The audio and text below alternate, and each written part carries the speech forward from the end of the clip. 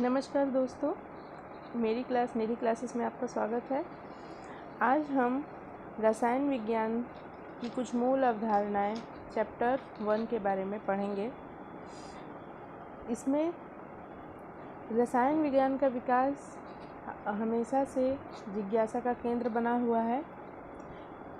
रसायन विज्ञान के विकास से तात्पर्य है कि हमेशा मनुष्य कौतूहलवश ये जानने की कोशिश करता है कि कोई वस्तु का किस तरह से बनी हुई है या किसी भी पदार्थ में कैसे संगठन है। तो ये इसका विकास इतिहास बहुत पुराना है। हर एक अलग अलग सभ्यताओं में अलग अलग पाया जाता है। रसायन विज्ञान का महत्व क्या है? रसायन विज्ञान का महत्व का तात्पर्य है कि रसायन विज्ञान हर जगह पे महत्वपूर्ण है। रसायन विज्ञान के कारण की सहायता से हम मौसम के विषय में जानकारी प्राप्त कर पाते हैं। शरीर की क्रिया प्रणाली के बारे में जान पाते हैं कि हमारा शरीर का कार्य प्रणाली या किसी भी जीव की शरीर की कार्य प्रणाली कैसे है, संगठन कैसा है। तो हर एक क्षेत्र में रसायन विज्ञान का बहुत महत्वपूर्ण योगदान है।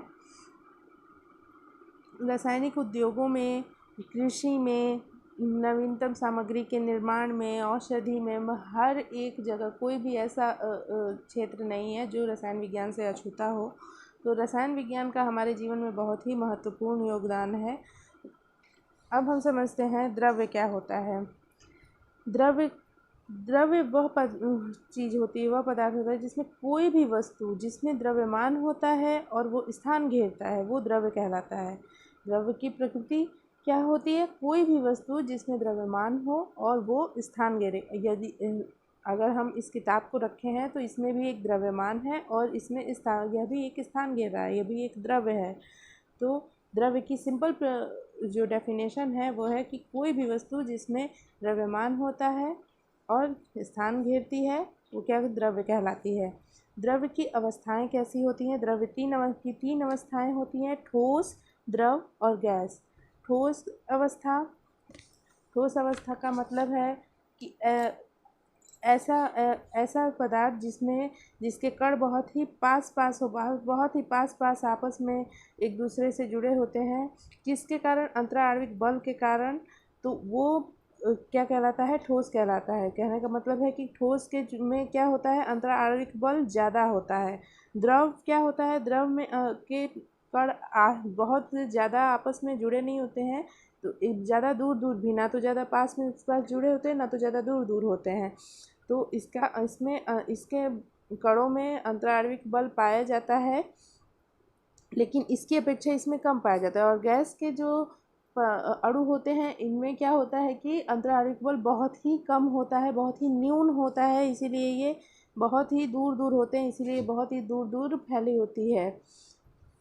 ठोस, द्रव, गैस, ये तीनों जो अवस्थाएं हैं, इन्हें आपस में गर्म ठंडा करने पर ये हमें एक दूसरे से पुनः प्राप्त की जा सकती हैं। कैसे ठोस को गर्म करते हैं?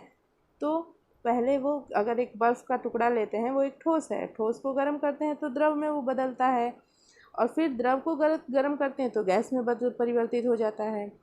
गैस को अगर हम ठंडा करते हैं, जैसे कि हाइड्रोजन गैस, इसको ठंडा करते हैं तो द्रव हमें प्राप्त होता है। और जब द्रव को ठंडा करते हैं तो हमें ठोस प्राप्त होता है। कहने का मतलब है कि ये एक दूसरे से के पूरक हैं। ये अवस्थाएं एक अवस्था को गर्म या ठंडा करने पर दूसरी अवस्था हमें प्राप्त हो जाती है।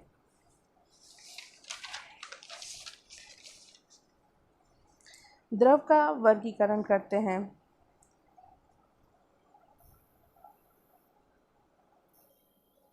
अब हम समझते हैं कि द्रव्य का वर्गीकरण कैसे करते हैं। जो द्रव्य होता है उसे दो भागों में बांटा जा सकता है: मिश्रण और शुद्ध पदार्थ। जो मिश्रण होता है, क्या होता है मिश्रण? मिश्रण में दो या दो से अधिक पदार्थों के कण किसी भी अनुपात में उपस्थित हो सकते हैं। मिश्रण में दो या दो से अधिक पदार्थों के कण किसी भी अनुपात में उपस्थित हो सकते हैं। जबकि शुद्ध पदार्थ क्या होता है? शुद्ध पदार्थ में किसी पदार्थ के सभी संघटक कण रासायनिक रूप से समान होते हैं। किसी भी पदार्थ के जो संगठन होता है वो रासायनिक रूप से एक समान होता है तो शुद्ध पदार्थ कहलाता है, जबकि मिश्रण में दो या दो से अधिक पदार्थों के कण किसी भी अनुपात में उपस्थित हो सकते हैं। उदाहरण देखते हैं। उदाहरण के लिए जल में चीनी का विलयन, हवा, चाय आदि ये सब क्या होते हैं? मिश्रण होते हैं। और हाइड्रोजन, ऑक्सीजन, कार्बन डाइऑक्साइड ये सब क्या है? शुद्ध पदार्थ में की कैटेगरी में आ जाएंगे। समांगी मिश्रण को अब डिवाइड करते हैं। मिश्रण दो प्रकार के होते हैं, समांगी मिश्रण और विषमांगी मिश्रण। समांगी मिश्रण में समांगी मिश्रण में जो घटक होते हैं एक दूसरे में पूर्णतया मिश्रित होते हैं। एक दूसरे में क्या होते हैं? पूर्णतया मिश्रित होते हैं। जबकि विषमांगी मिश्रण के जो घटक होते हैं आपस में पूर्णतया मिश्रित नहीं होते हैं। ये हम छोटी क्लासों में पढ़ चुके हैं कि समांगी मिश्रण और विषमांगी मिश्रण क्या होते हैं।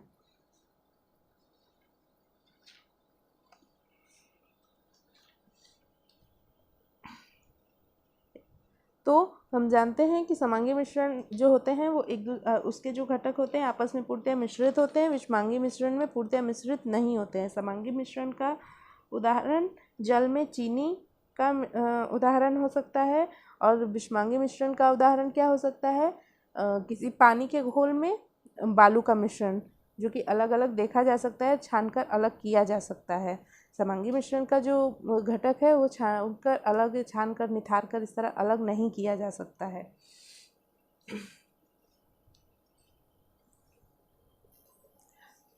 अब समझते हैं गाइस कि शुद्ध पदार्थों को कितने भागों में शुद्ध पदार्थ को दो भागों में बांटा जा सकता है, तत्व में, यौगिक में। जो तत्व होते हैं उसमें एक ही प्रकार के का कण पाए जाते हैं, एक ही प्रकार के अणु पाए जाते हैं, जबकि यौगिक जो होता है उसमें अलग अलग प्रकार के अणु पाए जाते हैं।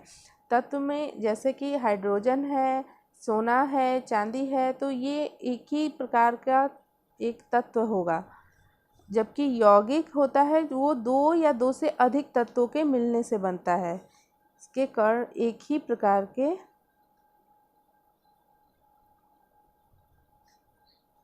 अणु होते हैं इसमें।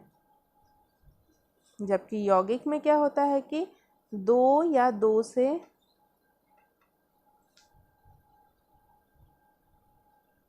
अधिक तत्वों के मिलने से बनता है यौगिक।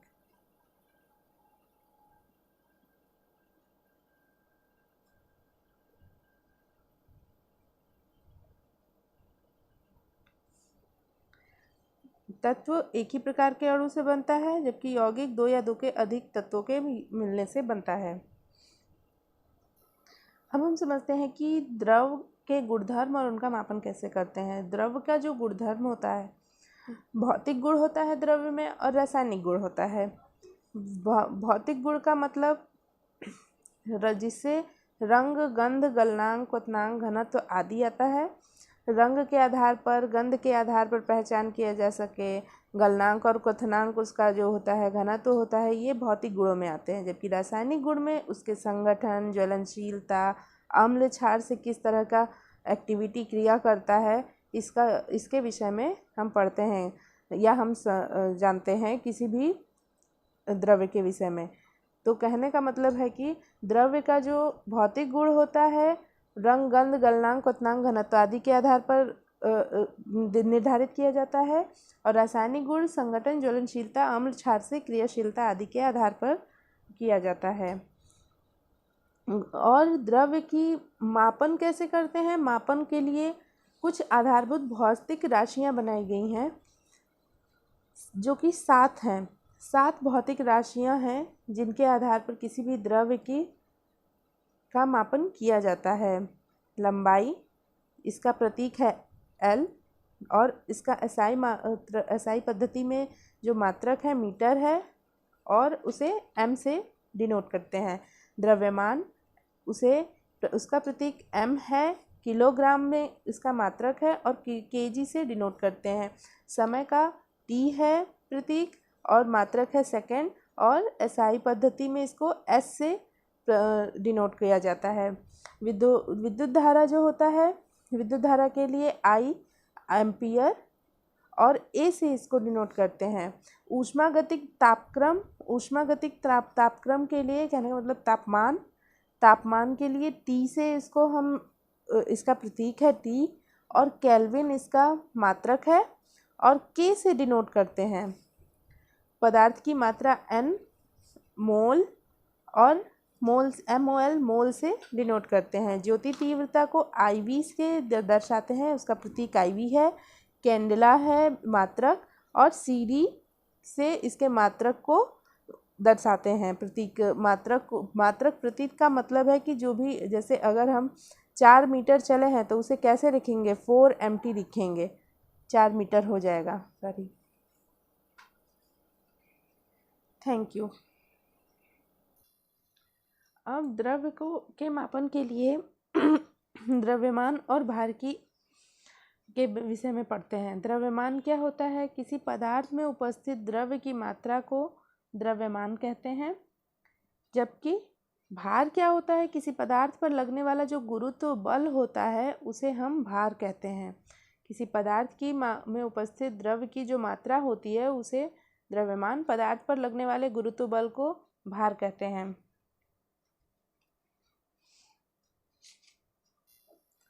आयतन क्या होता है? आयतन किसी पदार्थ द्वारा घेरे हुए स्थान को आयतन कहते हैं, जिसका मात्रक लंबाई cube, centimetre cube, decimetre cube हो सकता है। द्रव के लिए हम लीटर से करते हैं। जो कभी कभी केमिस्ट्री में बहुत लंबाई और जो होती है लंबाई क्यूब, सेंटीमीटर क्यूब बहुत बड़ा वो होता है, और किलोग्राम बहुत बड़ा अमाउंट होता है। छोटे अमाउंट के लिए हम क्या करते हैं, ग्राम और सेंटीमीटर का उपयोग करते हैं। आगे हम समझते हैं कि घनत्व क्या होता है। घनत्व का मतलब होता है किसी पदार्थ का घनत्व उसके प्रति इकाई आयतन का द्रव्यमान होता है। जैसे कि घनत्व का फॉर्मूला है द्रव्यमान बटे आयतन। इसी आधार पर इसकी परिभाषा हो सकती है, किसी पदार्थ का घनत्व उसके प्रति इकाई आयतन का द्रव्यमान होता है। इसे हम किलोग्राम प्रति मीटर क्यूब से या किलोग्राम मीटर माइनस क्यूब से दर्शाते हैं। जैसा हमने पहले बताया कि छोटे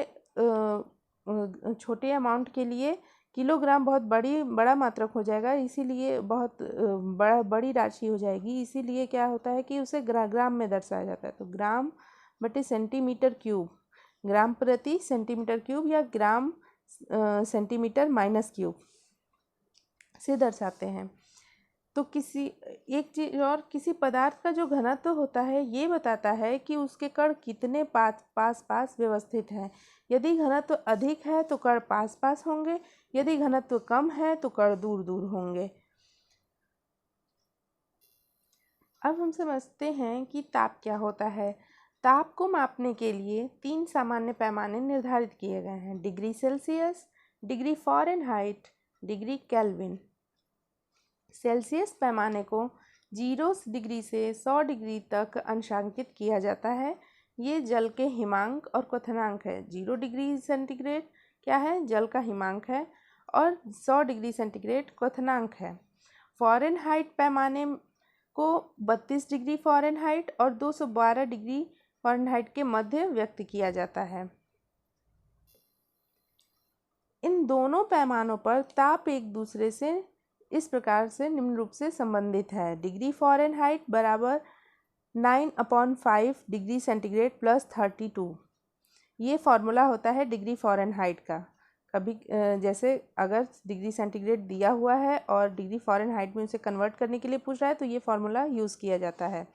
केल्विन पैमाना डिग्री सेंटीग्रेड पैमाने से इस प्रकार संबंधित है: kelvin is equal two degree centigrade plus 273.15। अगर किसी डिग्री सेंटीग्रेड में दिया हुआ है कि कोई तापमान और उसे केल्विन में पूछेगा तो इस फॉर्मूले का यूज़ करके हम उसे केल्विन में बदलेंगे। या केल्विन में दिया है और अगर उसे डिग्री सेंटीग्रेड में पूछेगा तो केल्विन को लिखेंगे और डिग्री सेंटीग्रेड, और ये 273.15 लिख करके उसे सॉल्व करेंगे। आगे उनका साइड चेंज करके उनसे सॉल्व करके और हम निकाल लेंगे। कहने का मतलब है कि ये दोनों ही फॉर्मूले तापमान को फ़ारेनहाइट से सेंटीग्रेड में और केल्विन से सेंटीग्रेड में बदलने के लिए इम्पॉर्टेंट है, इसलिए याद कर लें। 0 डिग्री सेंटीग्रेड से कम तापमान, जो कम ताप 0 डिग्री सेंटीग्रेड पैमाने पर संभव है, किंतु केल्विन पैमाने पर संभव नहीं होता है। क्यों? देखिए, 0 डिग्री सेंटीग्रेड से कम जो ताप होता है, कई बार होता है कि माइनस में तापमान चला गया है, तो कैसे उसे नापते हैं? इसे सेंटीग्रेड पैमाने से ही नापते हैं, तभी पता चलता है कि अगर 0 डिग्री सेंटीग्रेड से कितना कम है, -4 डिग्री, -5 डिग्री, इस तरह से नापा जाता है। लेकिन ये चीज़ केल्विन पैमाने पर पॉसिबल नहीं है। केल्विन पैमाना ऋणात्मक मान नहीं दर्शाता है। अब हम समझते हैं कि चरघातांकी संकेतन क्या होता है। वह मापन जो होता है, कई बार क्या होता है कि मापन किया जाता है, तो मान लीजिए किसी तत्व को 2 ग्राम हाइड्रोजन के अणु का मापन किया जा रहा है, और उसे जब नॉर्मल हम सामान्य तुला से मापते हैं तो 2 ग्राम हाइड्रोजन परमाणु है, लेकिन अगर हम उसे वैश्लेषिक तुला से मापते हैं तो उसमें कुछ 2 ग्राम में मान लीजिए कि 1 पॉइंट कम निकल के आता है उसका जो एक्यूरेट है। तो जितना कम आएगा उसे अनिश्चितता कहेंगे कि इतना कम भी हो सकता है और अधिक भी हो सकता है। कई बार सब्जी लेने जाते हैं, हम समझते हैं कि सब्जी लेने जाते हैं, सब्जी लेते समय कई बार क्या होता है, एक पूरा कद्दू हमने लिया, तो वो कहता है, सब्जी वाला बोलेगा कि हमने मान लीजिए कि ये 350 ग्राम होगा, तो 350 ग्राम का आप 20 रुपये दे दीजिए। तो वो एक एक्यूरेट मान नहीं उसे पता है कि कितना है। अब कभी 250 ग्राम का उसके पास बाट है और उसे 350 ग्राम उसको लग रहा है कि हो सकता है कि ये 350 ग्राम होगा। तो कहने का मतलब है कि इस मापन में उसके अनिश्चितता है, उसे वो श्योर नहीं है कि नहीं ये 250 ग्राम 350 ग्राम ही है। हो सकता है कि 350 ग्राम से 10 ग्राम कम भी हो सकता है कि अधिक हो। तो इसी अनिश्चित, ये जो कम ज़्यादा वाला लगभग का जो अनुमान होता है, यही क्या होता है, मापन में अनिश्चितता होती है। अब हम इसे केमिस्ट्री में समझते हैं कि कैसे मापा जाता है। उसके लिए वैज्ञानिक संकेतन या चरघातांकी संकेतन का यूज किया जाता है।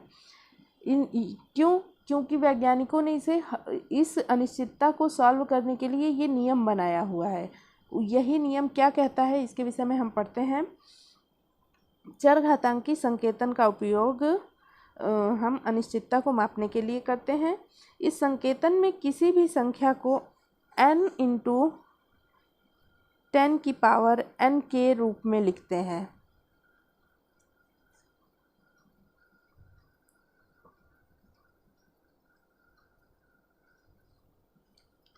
इसमें किसी भी संख्या को किस में लिखते हैं, n × 10⁻n के रूप में लिखते हैं, जिसका मतलब होगा यहाँ पर n क्या है, n एक चरघातांक है। ये क्या है, चरघातांक।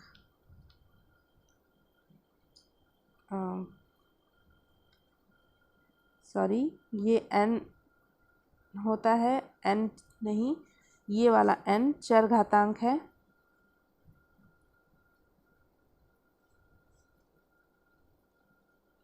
किसी संख्या को n × 10⁻n के रूप में लिखते हैं, स्मॉल n के रूप में लिखते हैं। ये ध्यान रहे, ये कॉमन सी गलती है जो सबसे अक्सर हो जाती है कि n और n में व्यक्ति कंफ्यूज हो जाता है। लेकिन ये n एक चरघातांक है और ये n वो संख्या है जिस संख्या को लिखा गया है। अब उदाहरण से समझते हैं कि मान लेते हैं कि 232.508 को कैसे लिखा जा सकता है चरघातांक में। तो इसको चरघातांक में इस दशमलव को और बाईं ओर ले जाएंगे।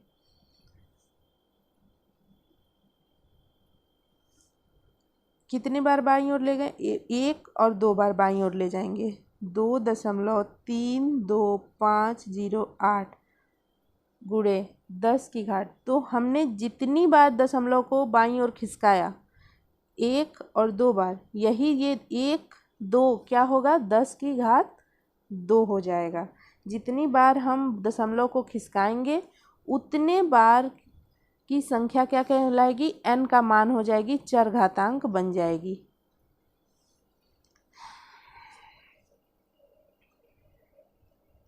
जैसे अब समझते हैं, जैसे एक और एग्जांपल लेते हैं, 0.00016 को किस तरह लिखेंगे, 0.0016 को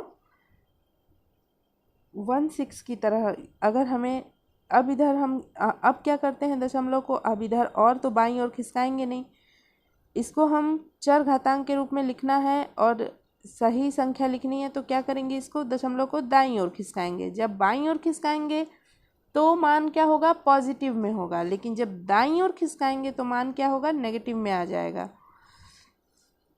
तो हम यहाँ पे दशमलव को 1 2 3 4 4 संख्या के बाद खिसकाते हैं दाईं ओर, तो आएगा 1.6 गुणे 10 की घात 1 2 3 4, 10 की घात 4। और जबकि हमने दाईं ओर खिसकाया है तो क्या होगा, माइनस। बाईं ओर अगर हम खिसकाते हैं दशमलव को तो पॉजिटिव मान होगा, दाईं ओर खिसकाएंगे तो नेगेटिव में होगा। और